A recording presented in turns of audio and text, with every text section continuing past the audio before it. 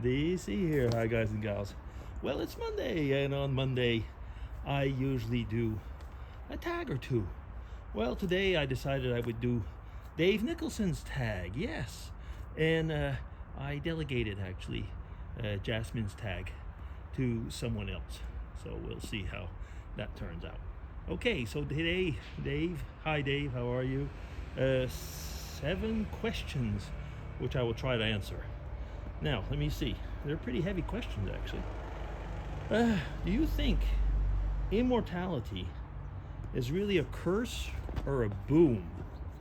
Well, I think, for one thing, in my Christian worldview, immortality is a thing. It exists. Now, I'd almost say, depending on your relationship with God, it's going to be either a curse or a boon. So I won't go into the whole theology, but yeah, if you're going to have to live through life, and I mean life as in eternity, with the conditions that are bad and not getting any better, it'll certainly be a curse. If you're going to live through eternity where things are going to go for the better, it's definitely a boom. Having said that, there are certain theologians that have a theology that the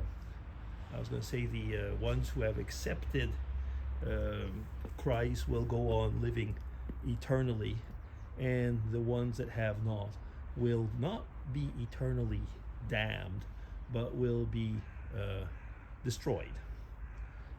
I'm not saying anything more. I mean, that is a theology which I don't actually agree with, but yeah, there are certain currents that go that way. Yeah. So we won't go further into that one. Question 2.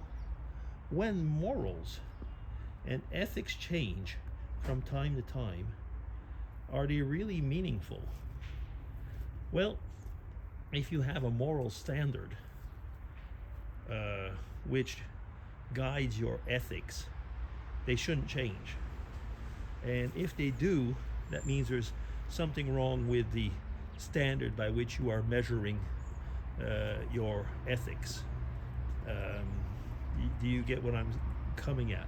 Is basically, let's move the sun's there. I'll move this way, otherwise.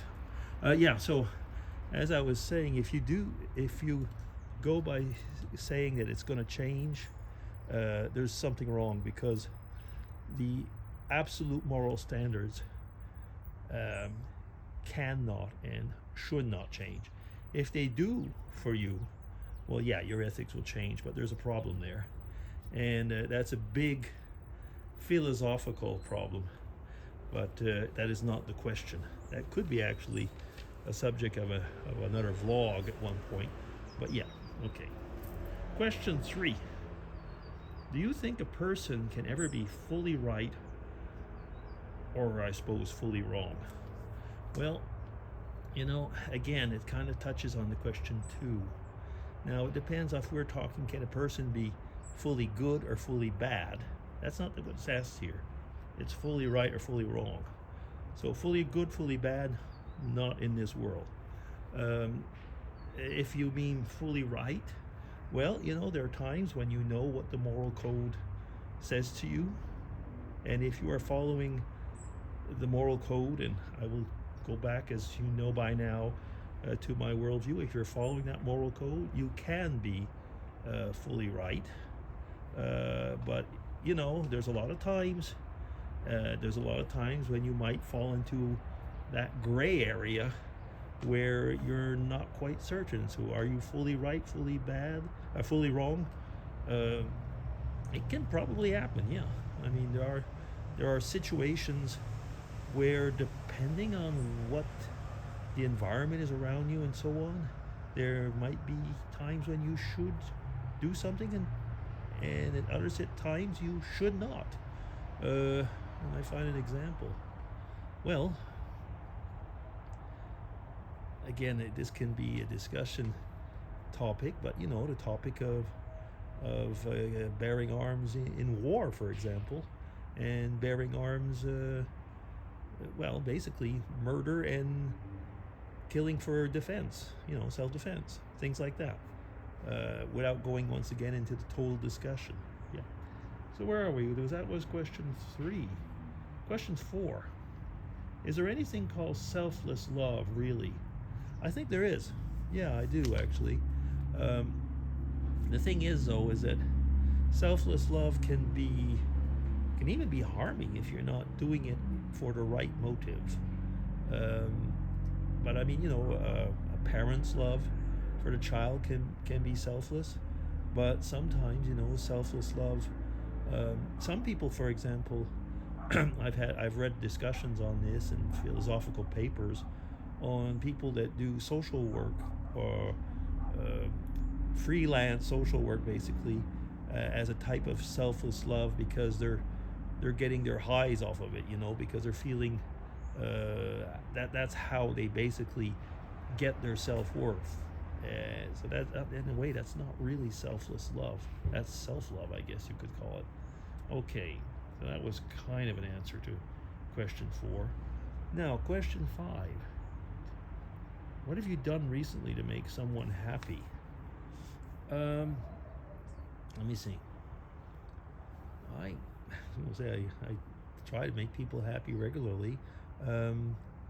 We kept the grandkids over here for a couple days so that my son and daughter-in-law could have some alone time, and you know, just go off and do something without having to without having to be parents, but to be a couple.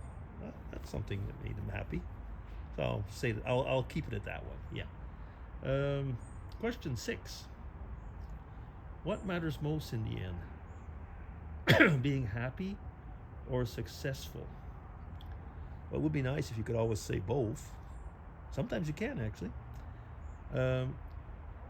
I'll go for being happy, but you know, being happy at the expense of someone else would not be a means on its own.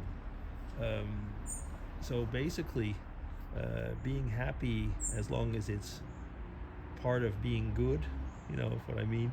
Because I've known people that have been happy, that have been despicable persons, because they're happy because they just did something horrible, and they were successful as well, you know. So there's a bit of both, actually. I mean, I tend to say I'd rather be happy than successful. I think in my career, you know, I was relatively successful, but overall I was happy in my family. So which plane are we looking at, you know what I mean? On the other hand, though, is that if you are in the, oh goodness, I'm going to be preaching again, but I'm just going to say is that there's ways of being both successful and happy, as long as you get your morals and your ethics right. Yeah. Okay. Let's leave it at that. Okay. Now, question 7 and last. When was the last time a child smiled at you? Well, last week, when we saw the kids.